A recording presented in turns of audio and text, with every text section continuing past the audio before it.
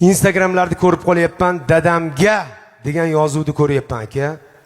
Dadajonimga degan yozuvni ko'ryapman. Mayli.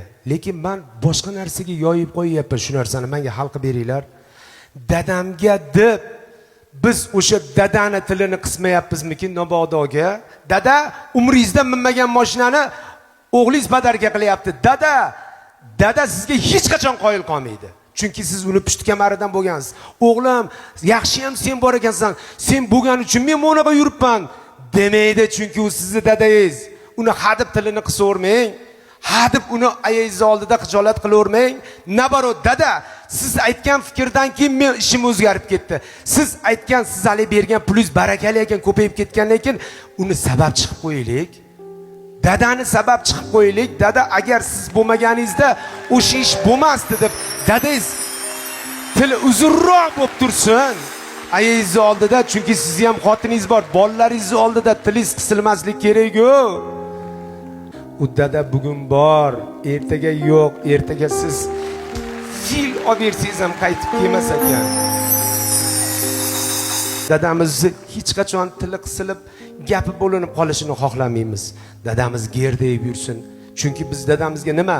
O'sha mashinangizni olib bergandan keyin kechasi 2 da kelsangiz ham indamasinmi? Eski dadangizni yo'qotib qo'yasiz. Kel o'g'lim uyga degan dadani yo'qotib qo'yasiz. Eski mehribon dadangizni yo'qotib qo'yasiz. Jahldor dadangizni yo'qotib qo'yasiz. Chunki qo'yenda ishlayapti deydi. Qayerda ishlayapsiz o'zi? Nimani qoyillatib qo'yyapsiz o'zi? Siz sababchisiz xolos. Allohning lashkarisiz xolos. Sizga Xudo beryapti, buyruq bor, shunga berib qo'ygin deyapti. Siz sababchi bo'lib olib kelib beryapsiz xolos. Uni siz yaratganingiz yo'q. Uni siz borib zavodda qiynalib olib kelganingiz yo'q. Dadangizni xijolat qilib qo'yavermang hadib.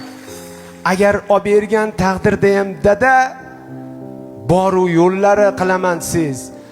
Instagramda portlatib dadamga deb butun qaynonalarning oldida, hammani oldida dadam umrida mashina minmagan odamga dadaga qo'ysangizchi, charchamadingizmi mashqliqdan?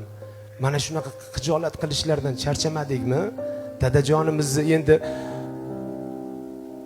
bir marta keladi dada. Dada sizdan 30 yosh katta, 25-20 yosh dadani bir achishga qo'yamang. Dadangizni xohlagan ishimni qilsam dadamga bitta mashina olib berib, eski dadangizni yo'qotib qo'yasiz.